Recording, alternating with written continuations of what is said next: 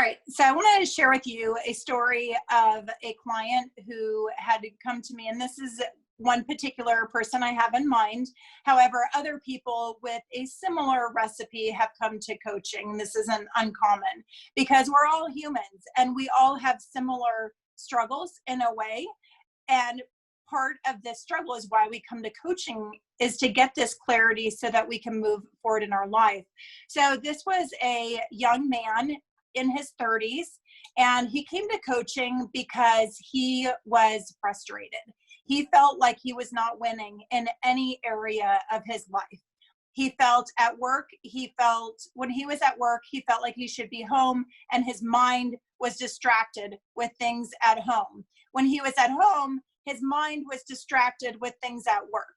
And he constantly was not present wherever he was because he was worried about other things.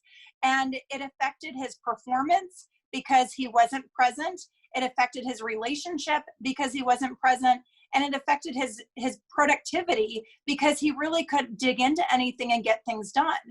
And as a result, it also affected his confidence because he was questioning himself. Should I be doing this? What's happening at my home and my marriage? And that feels wrong and feels like a mess. And so many areas of his life just felt scrambled, not healthy, and that he just wasn't really happy with himself, with his life, with what he was doing, but he felt overwhelmed and confused what to do about it because nothing felt clear. Nothing felt like the right way to go. And so he came to coaching kind of like, help. I don't know what to do. This isn't working. I know I'm a high performing individual. I know that I have a lot of talents and gifts, but my life right now is a mess. And so he came to coaching in order to get that clarity and that direction for his life and for his leadership. Now, he is an owner of a business, and that also was frustrating because he had these visions for the business that he wanted to take the business to a high performing level, but yet he couldn't because he was so in his head and distracted with these different things going on and feeling unfulfilled and frustrated with his ability to get traction. So when he came to coaching, the first thing that we did was to understand what was going on that was creating this static or this fog or this confusion. Next, we talked about what is his vision? What does he want? What does he want for his work? What does he want for his life? And in coaching for me, I'm usually working with that business owner, and the large focus of our work is in their leadership and in their business. But let's be honest. If our life at home is not working well, we are very distracted at work. And so what is happening in our health and in our home and in our personal life is very much a part of coaching, because if those things are pulling us apart and tearing our mind from our ability to focus on our work, we can't do that. So we do focus on all those. So we talked about, what is your vision for work? What is your vision at home? What is your vision for yourself? And so we went through those vision things, and we also went through quite a few assessments. I believe that assessments help to accelerate the process of knowing ourselves. There's the old quote about know thyself.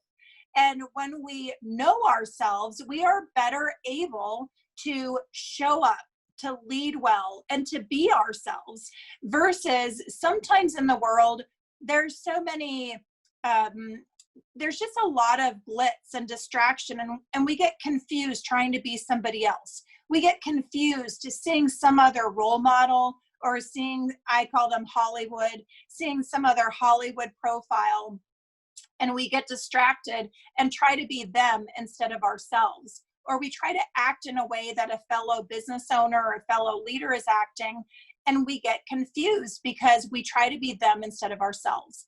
So through the assessment, I like to use the DISC personality profile. I believe it's a foundational assessment to understand, how do I operate? How do I think? I also use one tied with the DISC called the values, and it's how am I motivated? What motivates me? Because the reality is, what gets you out of bed in the morning is directly connected to what motivates you. So if your life is set up in a way that you are doing something that doesn't motivate you, it will be difficult. You'll have to use sheer willpower to show up.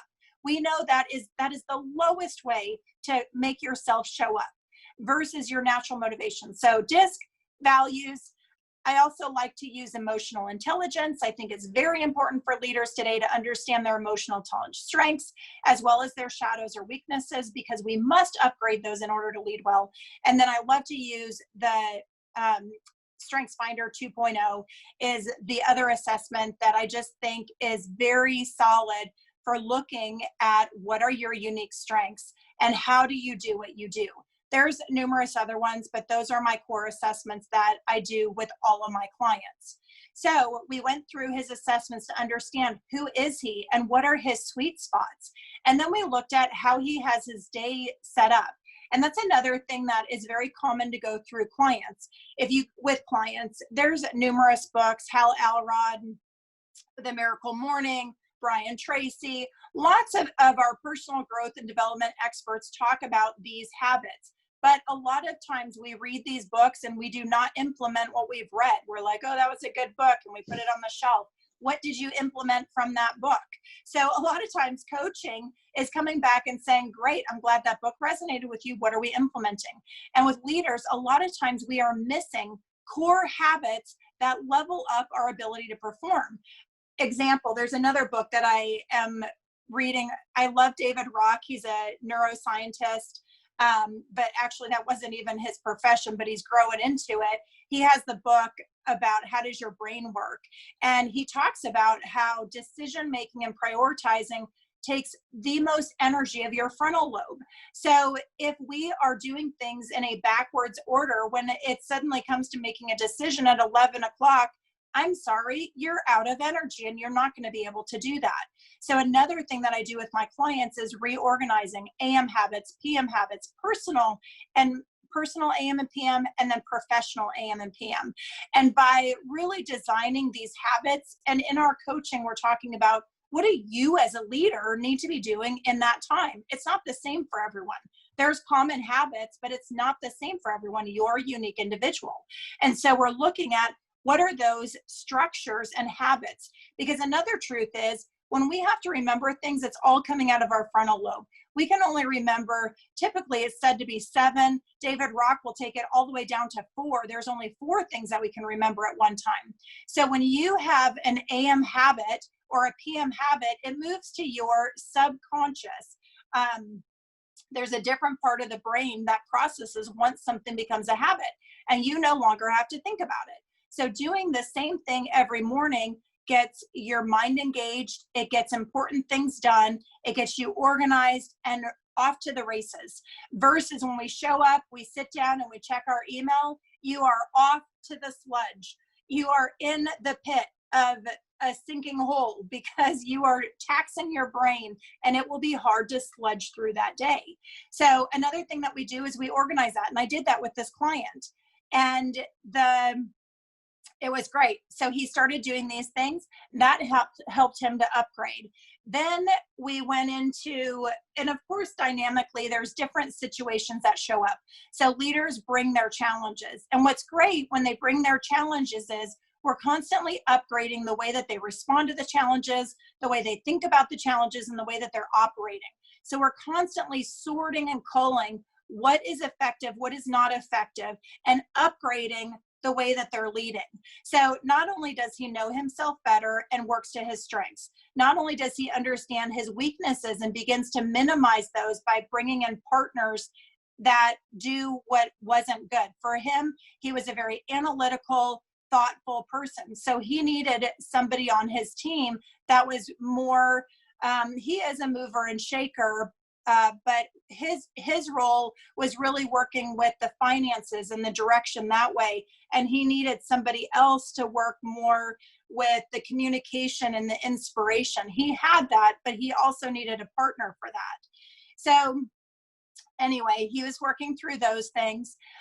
Also, we looked at what was he doing for himself. I like to talk about the wheel of life. It's those 8 quadrants of your personal growth, or your faith is in a quadrant, your fitness, your finances, your work. There's 8 of them in the Wheel of Life. You can Google it or email me and I'll send it to you. But so the Wheel of Life is great. And for him, he ended up joining a group that really supported his fitness and his faith and that community of friends that was really important, that was missing. So he took steps in his business and he took steps out of his business in order to level himself up.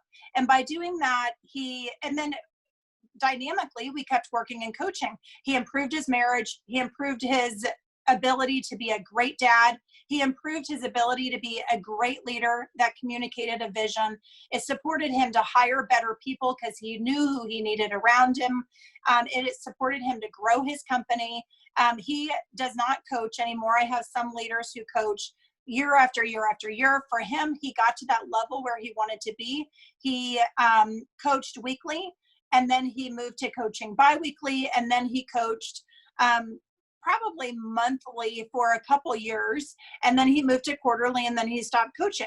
So that was over the period of a couple years, but he did that in order to set up the new structures that he wanted, make sure that they were working for him, make sure that he was maintaining those structures, because sometimes without that accountability, we forget them and we drift from them. So maintain the structures. And then he ended coaching, which was fine. Our goal is not to be, the water fountain. Like, it is to teach you how to fish and then go and fish. And that's what happened with him. And it totally changed his life. His confidence is where it needed to be. He's a great leader. He's a great 4.0 leader.